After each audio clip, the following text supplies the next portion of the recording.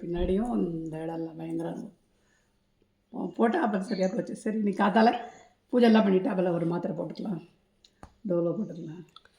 Pain hip pain இருக்குன்றா. Hip மட்டும் இல்லை, ஹிப் பெயின் இந்த இடம் பேக்கு. அது சைடு எஃபெக்ட்ஸாக என்ன தெரில. சும்மா சொன்னாங்க 2-3 சைடு எஃபெக்ட் இல்லை வந்துடுச்சு. அதாவது மாத்திரை 10 நாளாக சாப்பிட்றேன். நேற்று ப்ளட் டெஸ்ட் எடுத்து போனாங்க. அது ஒன்றும் இல்லை, லிவர்லலாம் ஒன்றும் இல்லைன்னு சொல்லிட்டாங்க.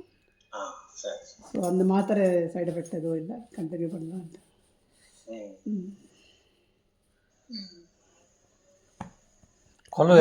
அப்பா தான் பார்த்துக்கிறேன். அதுக்கு அப்பாவுக்கு ஒரு பார்த்துக்கிறதுக்கு ஒரு சான்ஸ் இல்லை.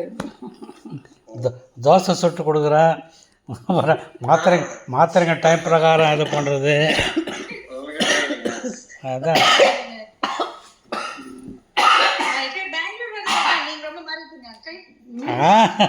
வேற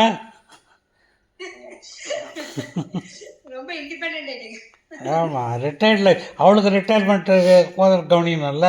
ஒரு வாட்ஸ்அப்பில் கூட அதான் வந்தது. ஹஸ்பண்ட் வந்தோடனே தண்ணி எடுத்தாடுவா. அவள் கிச்சன் சொன்னு எனக்கும் வயசாகலையா, நான் இப்போ ரிட்டையர்மெண்ட் எனக்கு வேணாமான்னு. சரி நான் அவனே வந்து தண்ணி கொண்டாந்து கொடுப்பான். ஜஸ்ட் அது மாதிரி சேஞ்ச் ஆக வேண்டியதானே. யார் யார் வர கெஸ்ட்டு கொலுவுக்கு? பக்கத்துல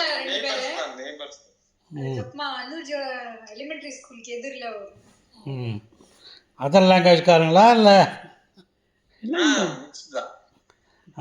நேற்று உமா கூட சொன்னா அவள். இப்போ அவங்க 2 பேரும் ஹாஸ்பிட்டல் போட்டால் இவ தனியாக பஸ்ஸில் போகிறாளா.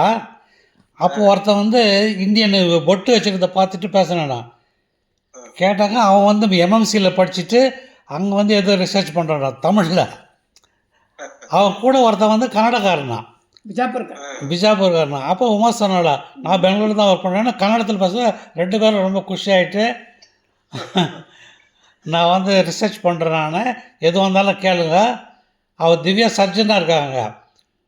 ஜெர்மனியில் சர்ஜரிக்கு இது பண்ணுறது ரொம்ப ரேர் இது அப்படின்னு சொல்லிட்டு அவன் இது பண்ணான்னா அவள் டெய்லி வீடியோ காலில் வருவாள். அங்கேருந்துனே இன்ஸ்ட்ரக்ஷன் கொடுக்குறது, இது மாத்திரை சாப்பிடு, அதை பண்ணு, இதை பண்ணுன்னு அப்படியே ஓடுது கடான்னு.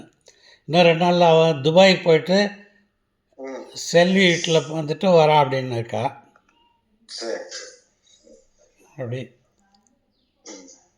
சரி Bobby, carry on. Okay, carry on, take care. Bye.